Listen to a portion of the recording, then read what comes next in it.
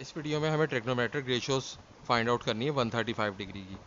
तो सबसे पहले हम क्या करते हैं, सबसे पहले हम एक्स और वाई एक्सिस बना लेंगे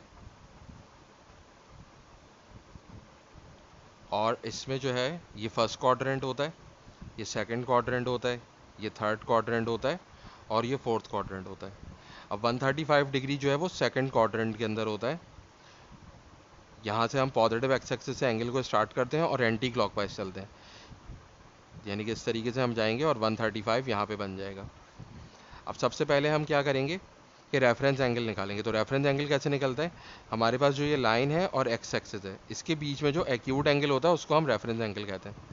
तो 180 में से अगर हम माइनस कर दें 135 को, तो हमारे पास क्या आ जाएगा, रेफरेंस एंगल आ जाएगा 45, यानी कि ये एंगल जो है वो 45 है।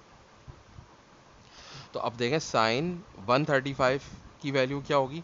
सेकंड क्वाड्रेंट के अंदर साइन जो है वो पॉजिटिव होता है, तो हम साइन लिख देंगे, यानी कि इससे पहले प्लस का साइन है और ये रेफरेंस एंगल आ जाएगा 135 की जगह पे रेफरेंस एंगल आ जाएगा। और साइन 45 की वैल्यू क्या होती है, 1/√2 होती है।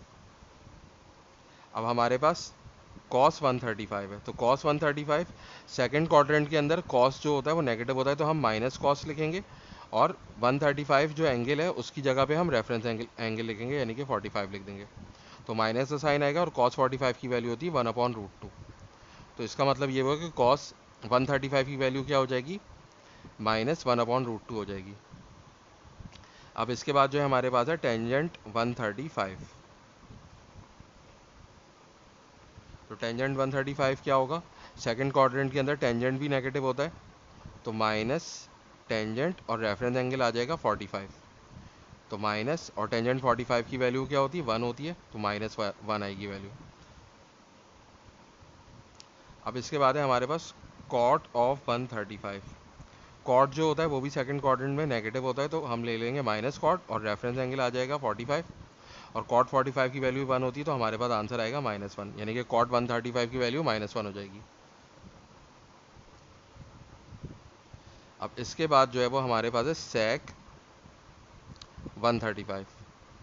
तो सेक जो होता है वो हमारे पास सेकंड क्वाड्रेंट के अंदर नेगेटिव होता है, तो जगह माइनस सेक और एंगल जो है हमारे पास क्या आएगा, रेफरेंस एंगल आएगा और सेक 45 की वैल्यू होती है √2, तो हमारे पास आंसर आ जाएगा -√2। अब इसके बाद है कोसेक 135।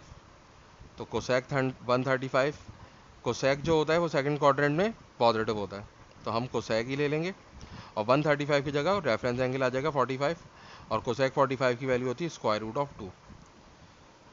तो हमारे पास जो है वो इस तरीके से ट्रिग्नोमेट्रिक रेशियोज आ चुकी हैं सारी की सारी 135 डिग्री।